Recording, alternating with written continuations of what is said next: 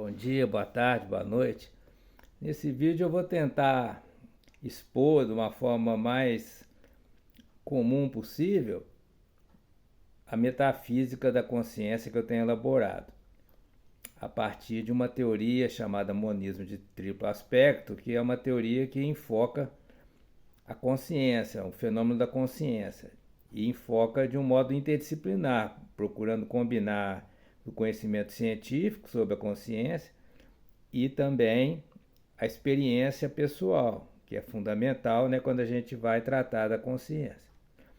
Então eu vou tentar responder umas perguntas como o que é a consciência, quais são as condições necessárias para a consciência, por que existe a consciência, qual o processo que gera a consciência, nos seres vivos pelo menos,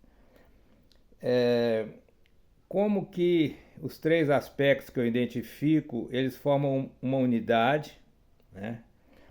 E qual o princípio que está, o princípio mais fundamental da realidade, do cosmos, que poderia explicar esses três aspectos e a unidade desses três aspectos. E finalmente eu vou discutir se existe alguma relação entre esse princípio e o conceito de Deus, que é muito comum nas culturas humanas, né? Quando se procura explicar a realidade nos seus princípios, né? Nos seus fundamentos, o ser humano tem uma tendência a evocar Deus, seja um Deus transcendente, criador, pessoal, ou um Deus que se identifica com a natureza, no caso de Spinoza, ou outras concepções, né? Então eu vou, né, no final, vou relacionar a minha abordagem com questões aí de teologia, tá bom? Bem, então começando com a primeira pergunta, o que é consciência? É claro que há várias definições, né? Em 2009 eu já publiquei um artigo com o Hans Rick sobre isso, o que é consciência, e a gente procurava então definir consciência em relação a indivíduos, não consciência universal ou consciência onisciente, né? Mas sim consciência de indivíduos biológicos. Esses indivíduos podem ser pessoas humanas ou pode ser também indivíduos de outras espécies, tá bom? E a definição que eu tenho utilizado é a do título de um livro do Antônio Damasio, né, um neurocientista português, The Feeling of What Happens, ou seja, o sentimento do que acontece.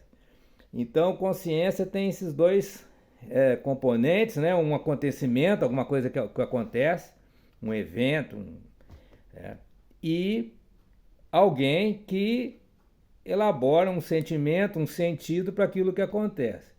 Então não basta haver um acontecimento para ter consciência, é preciso que alguém forme um sentido sobre o que acontece, então nós temos a consciência. E esse sentido aí, ele pode ser tomado em vários sentidos, tá? Pode ser o sentido desde uma sensação, né? Então há uma variação de temperatura, um acontecimento, né? Uma variação de temperatura e alguém sente essa variação de temperatura. Então nós teríamos um caso de um processo consciente. A pessoa houve um evento, uma variação de temperatura e alguém sentiu. Mas pode ser também sentir em todos os outros acepções da palavra. Por exemplo, quando alguém ouve uma frase, né? Aquela frase faz sentido. Se for, aí no caso seria o significado linguístico, né? A pessoa aprendeu o significado de uma frase. Se eu ouço uma frase em uma linguagem que eu não conheço, não vai fazer sentido, ou seja, eu não vou entender o que a pessoa está dizendo, o conteúdo, né, semântico da proposição. E também sentido aqui também no sentido existencial, né? Porque a consciência ela também elabora um sentido para todas as vivências que a gente tem, né? A gente elabora isso de um modo consciente. É claro que as nossas vivências são boa parte determinadas por fatores inconscientes, né? Não conscientes. Mas a gente procura reconstruir esses eventos de um modo que faça sentido, ou seja, que a gente perceba alguma tendência, alguma realização que a gente está fazendo na nossa existência, né? Uma existência finita que a gente sabe, né? A gente nasceu, vai morrer, e nesse trajeto, nesse percurso, a nossa consciência ela procura, né, sentir o que acontece estabelecendo algum direcionamento ou a posteriori que seja, né? A gente procura então o que as pessoas chamam um sentido da vida, né? Que seria a gente a posteriori identificar alguma linha mestra nessa série de vivências que a gente tem, certo? Então tudo isso diz respeito à consciência, que seria, né, o sentimento do que acontece. Então esse sentir aí em vários sentidos, desde, né, no sentido da semiótica ou da linguística, que você vai ter um significado, signo, significante, significado. Né? Pode ser o sentido no sentido da vida e pode ser o sentido em termos de sensações básicas, de você sentir o gosto de um alimento, né? Sentir sede, sentir dor, sentir prazer, etc, etc. Então tudo isso é sentir. Então os seres conscientes eu chamo de pessoas. Então pode ser uma barata, tá? Pode ser uma abelha, um inseto, né? Ou pode ser um outro animal de qualquer espécie. Né? Se é consciente, então a gente chama de pessoa, porque esse ser ou esse sistema vivo, ele tem a chamada perspectiva de primeira pessoa, que é justamente essa capacidade sentiente, no sentido de capacidade de atribuir sentido, capacidade de sentir. Né? As máquinas não têm essa capacidade, as máquinas que a gente conhece. Os sistemas vivos têm. Agora é uma questão a se discutir, né, quais sistemas vivos têm e quais não têm. Né? A minha sugestão é que todos os sistemas vivos multicelulares têm essa capacidade de sentir, porque eles têm a capacidade de formar aquilo que eu chamo de ondas hidroiônicas, que eu não vou aqui detalhar, tá? Mas seriam processos psicofísicos, né, pelos quais se forma o sentimento.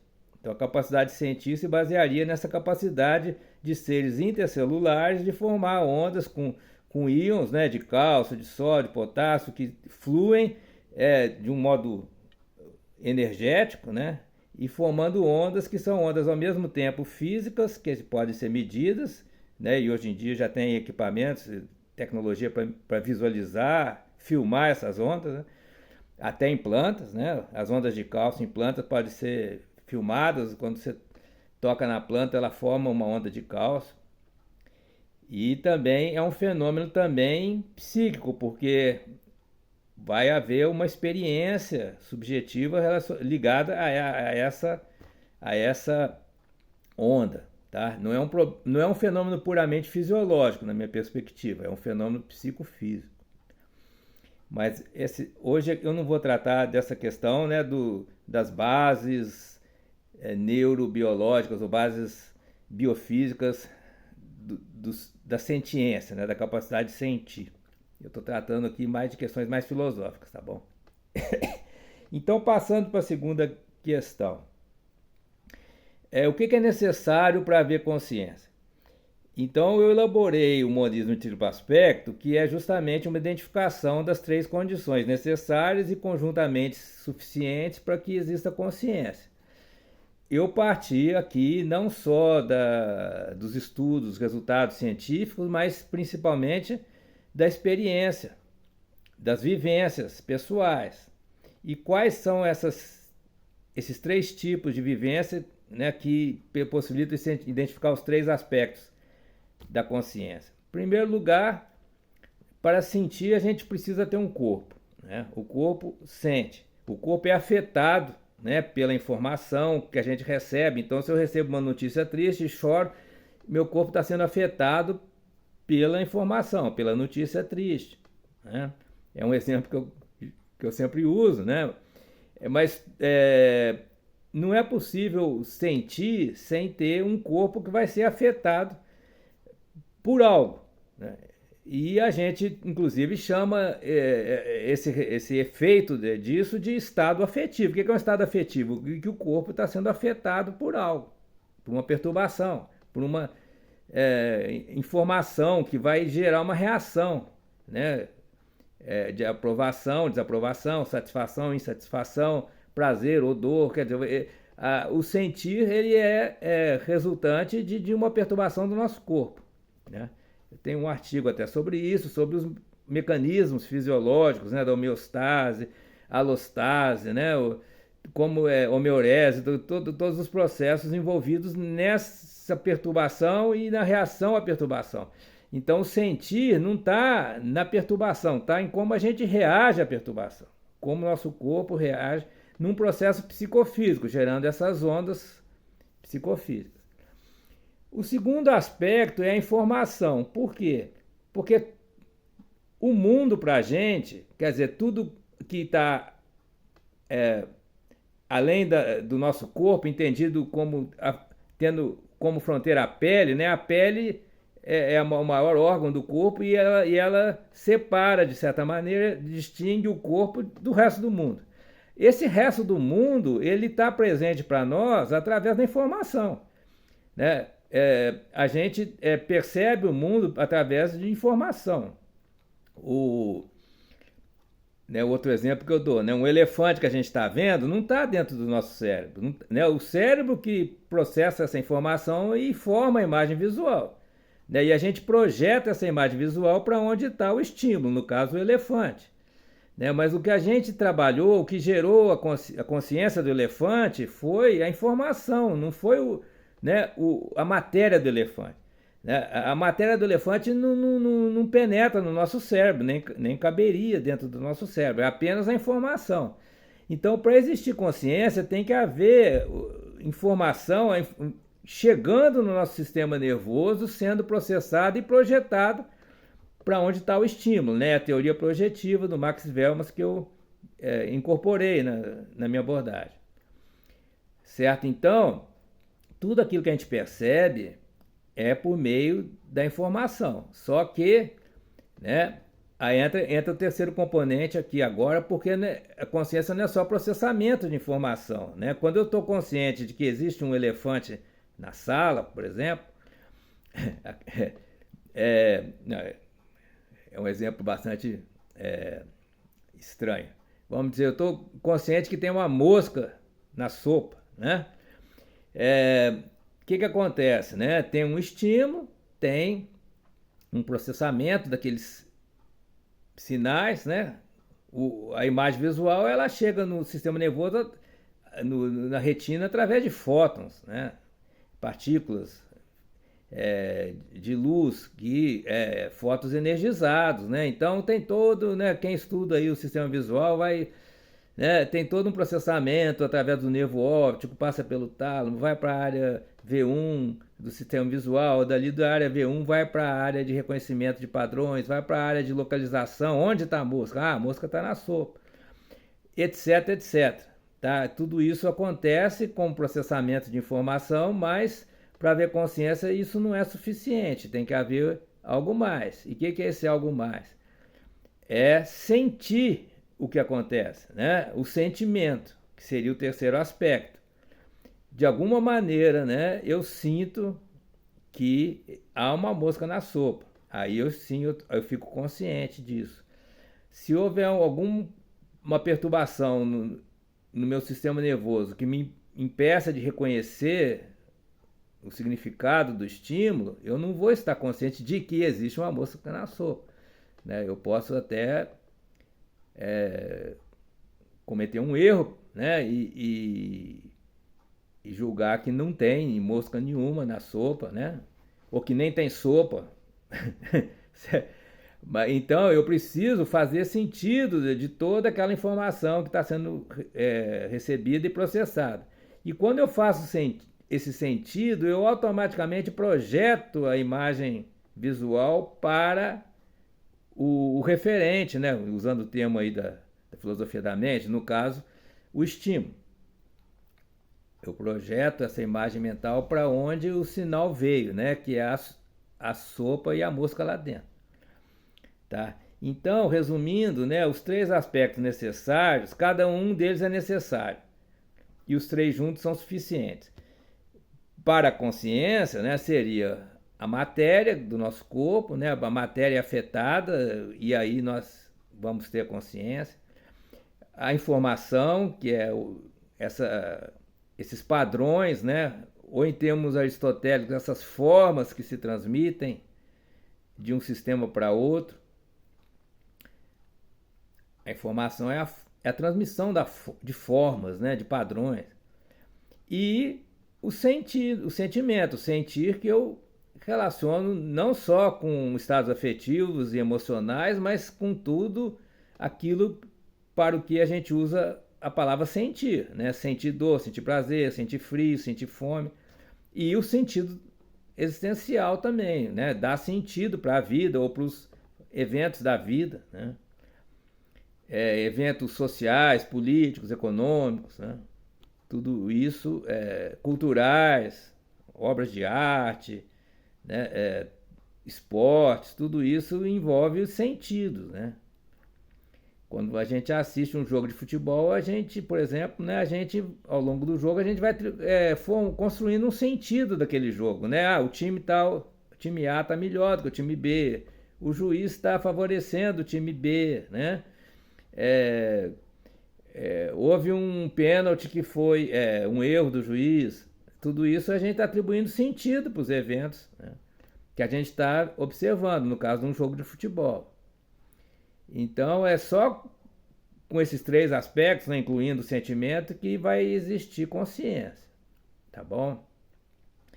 Então agora eu vou entrar nas questões mais metafísicas, né? Porque o fenômeno da consciência não é arbitrário, né? Tem toda a história do cosmos por trás disso. Embora a gente só conheça a consciência aqui no planeta Terra, né, os componentes dos seres, dos sistemas que nós temos aqui no planeta Terra, não são exclusivos da Terra, eles estão presentes, né, em outras galáxias, tem muitas, milhares de galáxias, provavelmente, né, essa combinatória de elementos básicos que gera consciência aqui pode acontecer em potencial em qualquer região do universo, do cosmos, certo? Então eu parto disso. A consciência não é universal porque, por exemplo, na Lua não tem consciência, não tem seres conscientes. Então a consciência não é necessária no sentido, né, de que todo o processo evolutivo vai conduzir a um resultado de ter pessoas conscientes, né? Aqui do sistema solar parece que só tem vida consciente aqui na Terra, né? Mas esses mesmos componentes que aqui se combinam para gerar consciência, pode também se combinar de modo semelhante em outros planetas e outras galáxias e gerar consciência.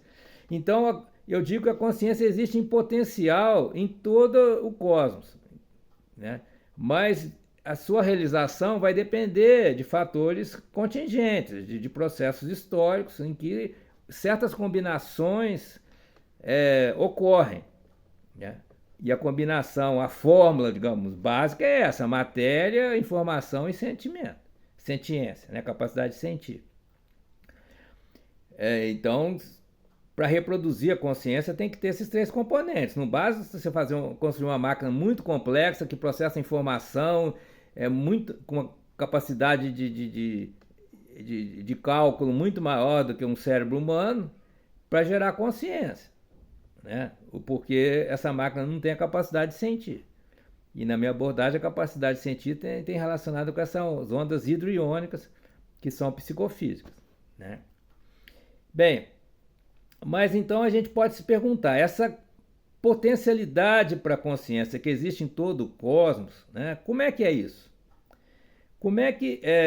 Qual seria o princípio, né, fundamental que se desdobra nesses três aspectos e que se reúne novamente, se reintegra na consciência? Porque a consciência dos indivíduos, das pessoas, né, de certa maneira, né, uma reunião, uma reintegração de fatores, né, que se separaram em determinado momento, se tornaram independentes, relativamente independentes, né, geraram uma série de fenômenos não conscientes, né, os fenômenos, por exemplo, que ocorrem na Lua, que ocorrem no Sol e outros planetas que não têm consciência.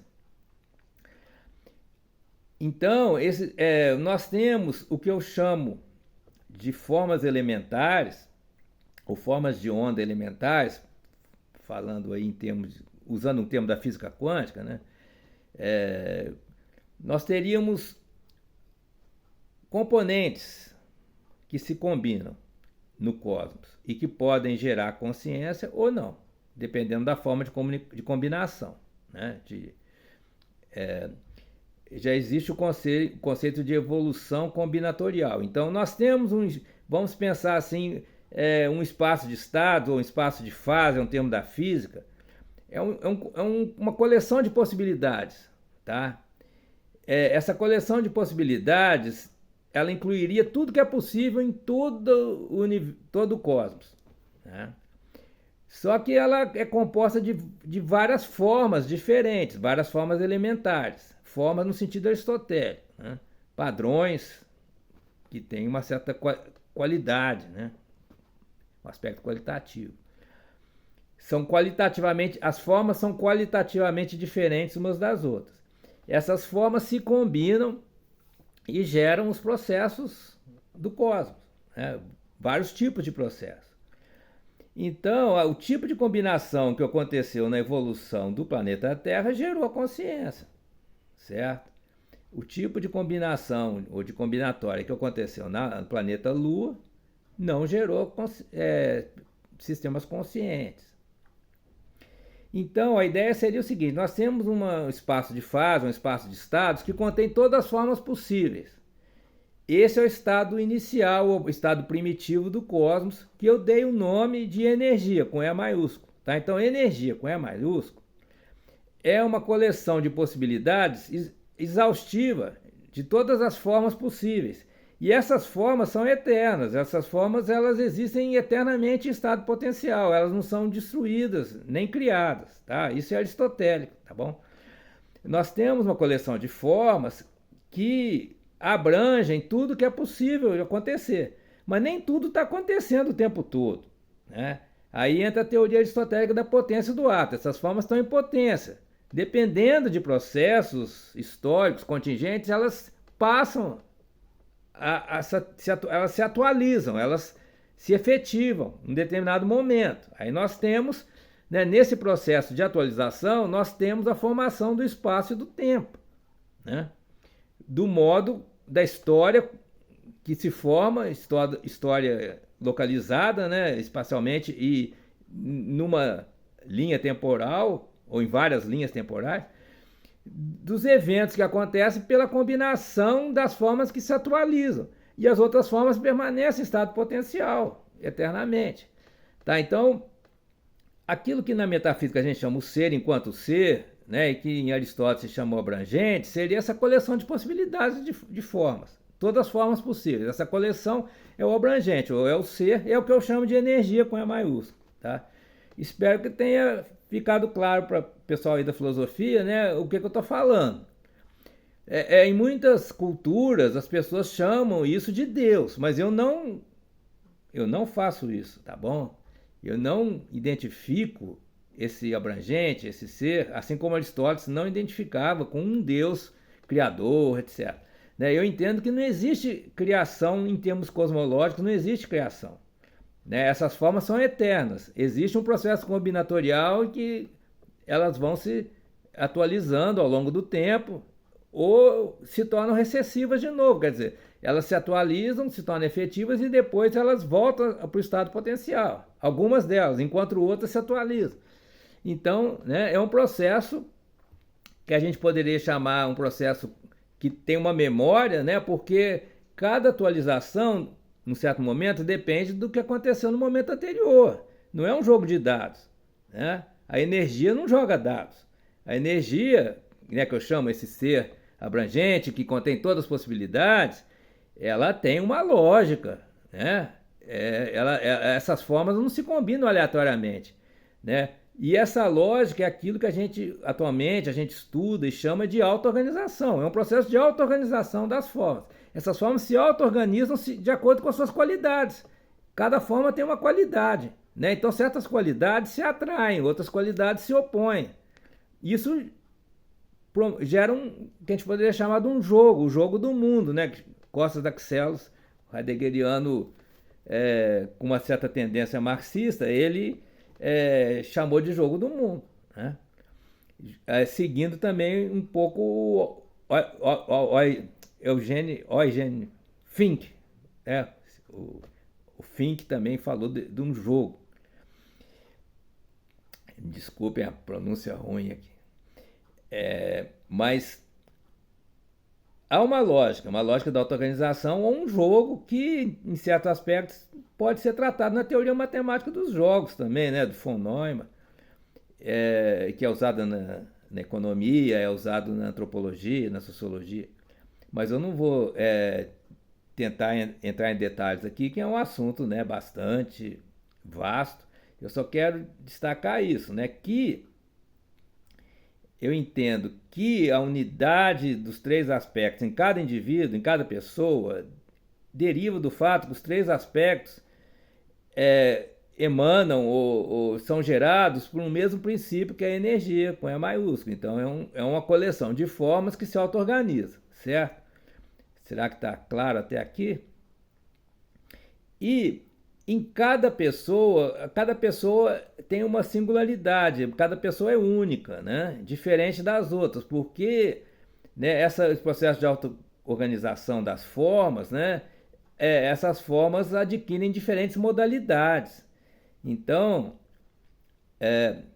essas formas não são universais no sentido da Idade Média, né, da teoria dos universais. Não são ideias platônicas, essas formas são dinâmicas, né? Elas têm uma atividade, né, que Aristóteles chamava de energia. Então essas formas elas estão em atividade na matéria, né? E existe uma contingência, um fator contingente, né, que nas combinações que acontecem, essas combinações não são pré-determinadas. Então, cada forma tem a sua qualidade, tem as suas propriedades, e ela entra num processo de interação com as outras formas com essas qualidades que ela tem, né? Mas o que vai resultar disso não está pré-determinado, por isso é um processo de auto-organização, no sentido de Cournot, matemático francês, que falava, né, de um processo de interação no qual há várias linhas causais, mas essas linhas causais não estão previamente coordenadas. Então, quando há um encontro desses fatores causais, existe, né, uma emergência, né? Existe a emergência de uma novidade em termos de atualização das formas. Então, as formas são eternas, mas como elas se combinam, é sempre uma novidade, né? Porque elas tem praticamente uma infinidade de combinações possíveis, tá?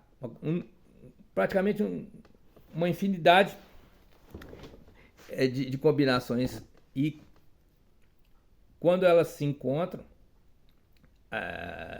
pelo menos em termos de uma abordagem na finitude, né, da nossa capacidade de entender, né, a gente não consegue prever ou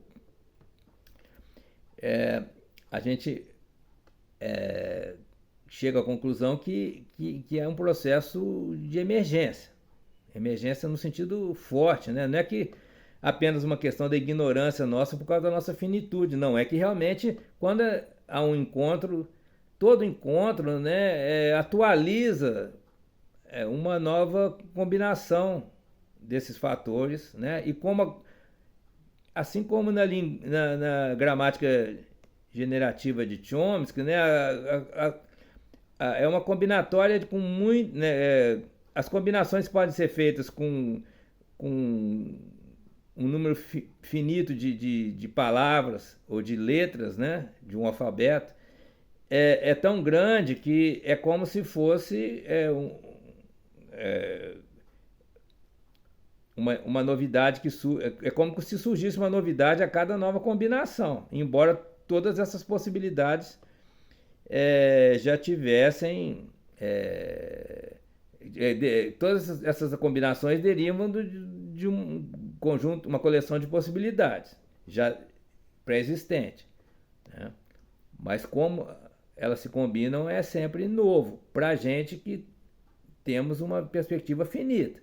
Não tem aqui, né, um demônio ou um Deus onisciente que vai calcular tudo e vai determinar o que vai acontecer no futuro. Não existe. Na perspectiva humana não existe, né? Bem, então a energia, que seria o princípio básico, né? Ou melhor, a energia que seria o estado primitivo do ser, da realidade, né?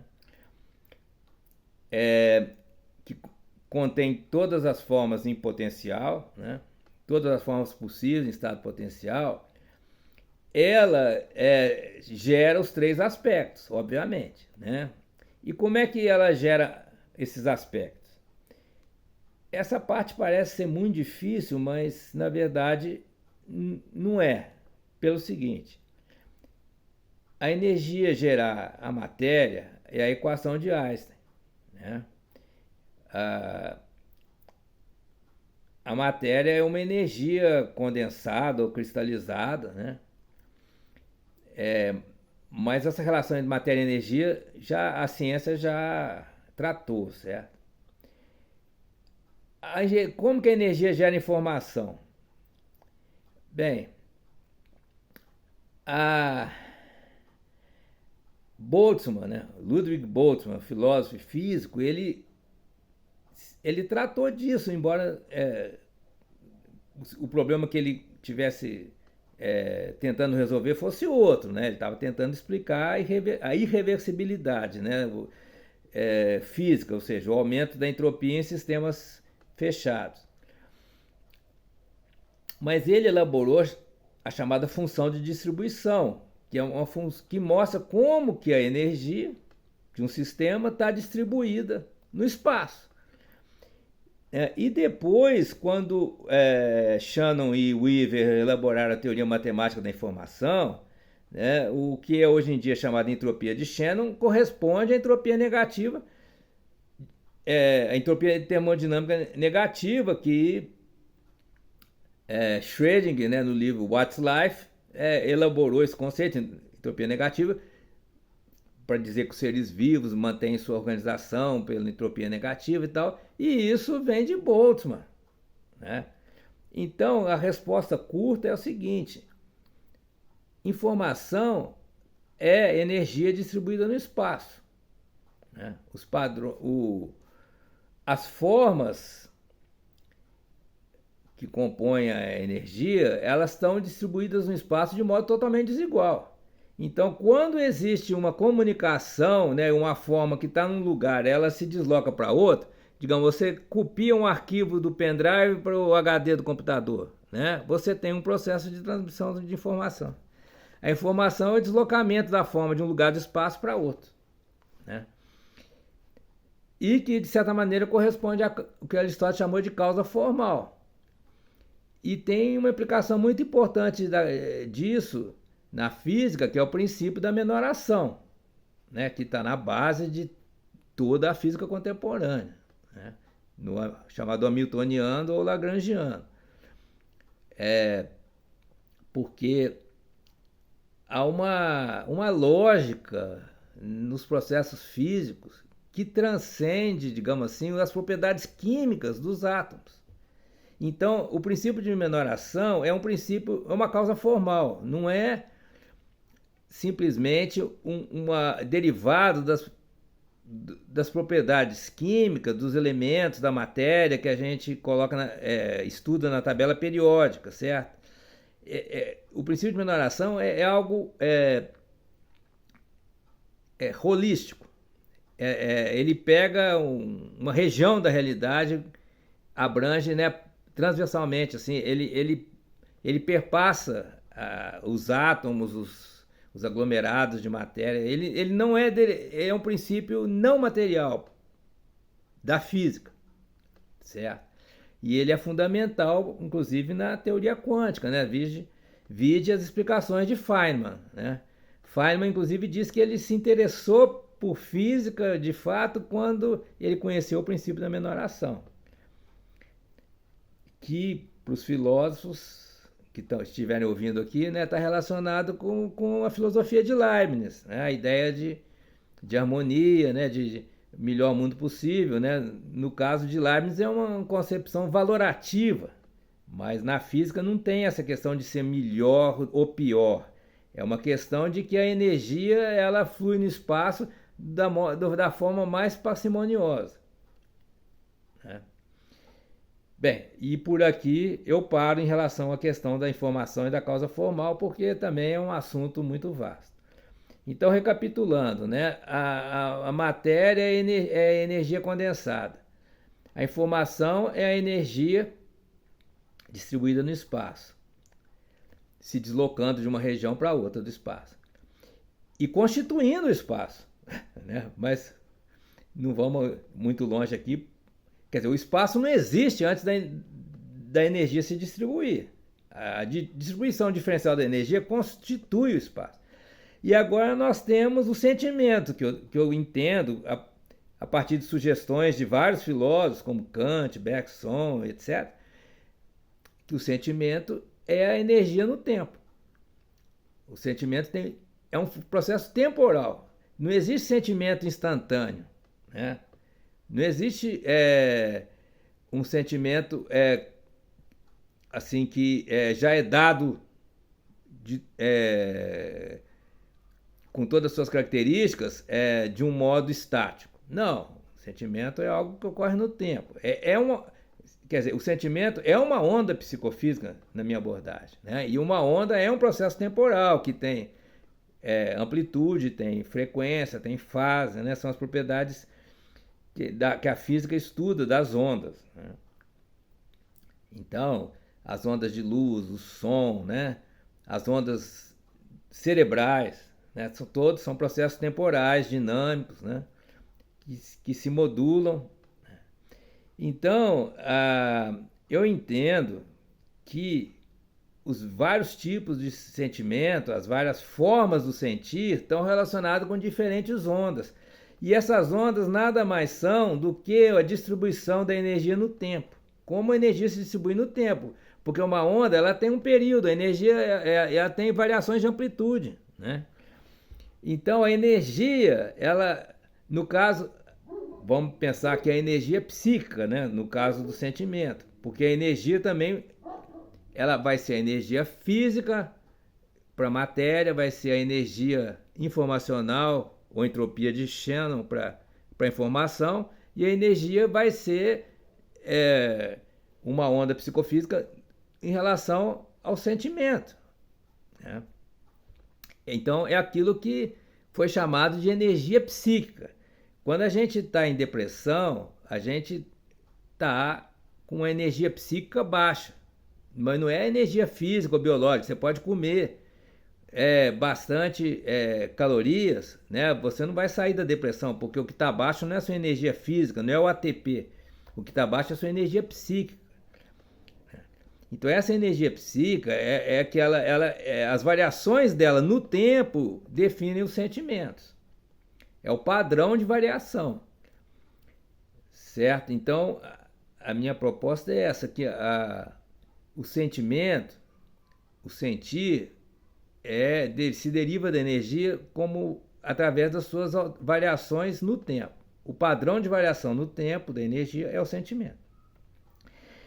Então, digamos assim, a gente pode dizer bingo, né? Porque é a energia que é a base da matéria, a energia que é a base da informação, a energia é a base do sentimento, e a consciência é a reunião dos três aspectos da energia em pessoas, né? Pessoas conscientes. Tá, então eu passo agora para a questão final, que é a relação disso tudo com a teologia, né? A gente sabe que para a maior parte da humanidade, talvez 80% das pessoas, né, existem algumas pesquisas que estimam por aí, né, o entendimento, o sentido da vida passa pela concepção de um Deus, né? Então, ao invés de falar de energia, de abrangente, de ser enquanto ser, as pessoas falam em Deus, né? O jogador de futebol faz um gol, ele aponta o dedo para o céu, foi Deus, né? A pessoa se cura de uma doença, ela reza, né? Foi Deus. E por aí afora. Então, as pessoas tendem a colocar no lugar daquilo que eu chamo de energia, colocar uma figura que pode ser uma figura humana, né? De um homem ou de uma mulher, né? Ou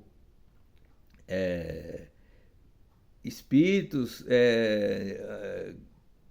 que têm menor característica antropomórfica, mas que de qualquer maneira, né, tem a característica de já ser consciente, né? É como assim, os processos que acontecem no cosmos, eles derivariam, né, de um ser que já é consciente, que ou como outros colocam, né, uma inteligência, né? Existe um ser inteligente que faz o design, que planeja, que define todos os entes, né, né, as plantas, as montanhas, o mar, o céu, todas essas belezas da natureza foram designados por um ser inteligente que já existia antes do processo evolutivo começar, né? O próprio surgimento da vida ele varia desse ser inteligente, que poderia ser um Deus no sentido mais convencional, ou poderia ser talvez um demiurgo no sentido platônico, ou sei lá, um extraterrestre, sei lá, um engenheiro extraterrestre que desenhou a Terra, né? Bem, não interessa. O que eu quero dizer é que isso aí não existe, tá? Isso aí eu não vejo nenhuma evidência para isso, mas 3 pontinhos. Deus existe enquanto fenômeno social, porque as pessoas acreditam nele, né? Deus é criado pela mente humana e tem efeitos na sociedade, efeitos importantíssimos na política, principalmente, na organização social, nas instituições e mesmo na arquitetura, né? Você pensar, né, todas as igrejas, templos, imagens, na arte, né, toda a música, por exemplo, que é feita a partir, né, da fé que as pessoas têm em Deus e tudo mais, né? A gente não pode ignorar que Deus existe. Então, aí que, né, vem a conclusão, que pode ser um pouco indigesta. Se a energia ou o abrangente, o sentido aristotélico, abrange tudo que é possível e Deus existe enquanto fato social, né, usando o termo durkheimiano, então Deus não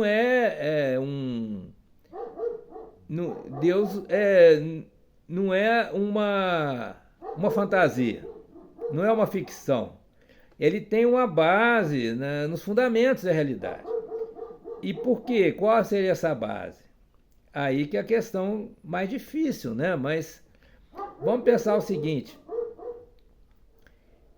se a consciência ela é a reunião, a unidade dos 3 aspectos, e a gente pensar que na sociedade, né, quando as pessoas se harmonizam, se reúnem, né, elas também, de alguma maneira, atualizam aspectos importantes, né, desse princípio da realidade.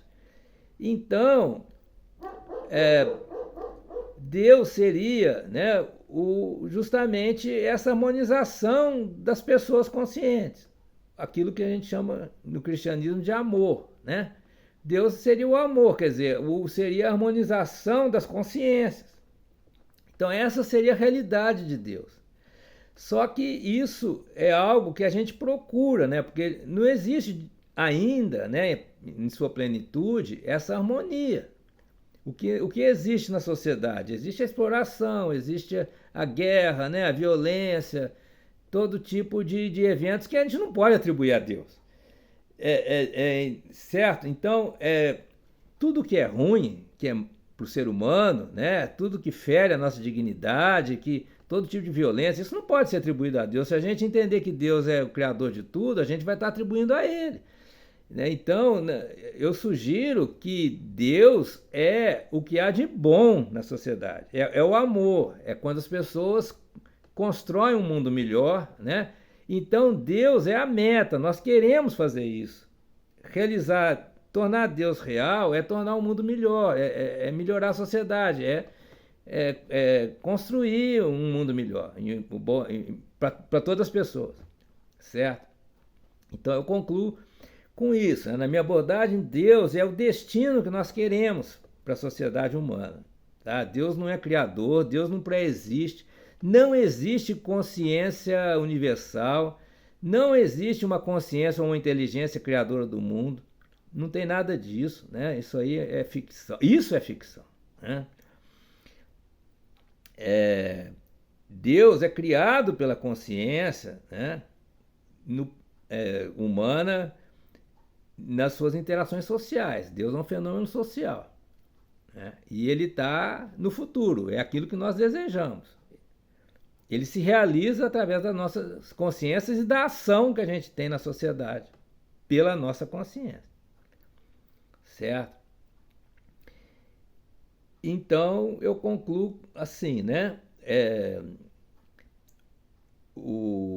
A metafísica da consciência, né? Ela se desdobra em toda uma metafísica do ser, né? Enquanto ser, que eu relacionei aí com o abrangente aristotélico, e também, né, que tem seu estado primitivo naquilo que eu chamei energia, que seria a coleção de todas as formas possíveis, que estão em estado potencial. Né? E o processo histórico, evolutivo, é de atualização diferencial e progressiva dessas formas. Umas se atualizam, outras se retornam para o estado potencial. Então é um jogo, né? Um jogo de atualizações, é um processo que tem uma lógica, né, de auto-organização. Quando se reúne os três aspectos, nós temos pessoas conscientes, como nós, e quando as pessoas se harmonizam, nós temos uma realização do amor, né, que a gente considera e culturalmente a gente chama de Deus. Né?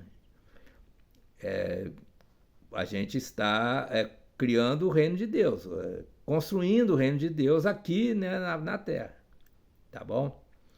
Gente, então com isso eu me despeço. Um abraço para todos. Espero que eu tenha sido suficientemente claro para vocês concordarem ou discordarem.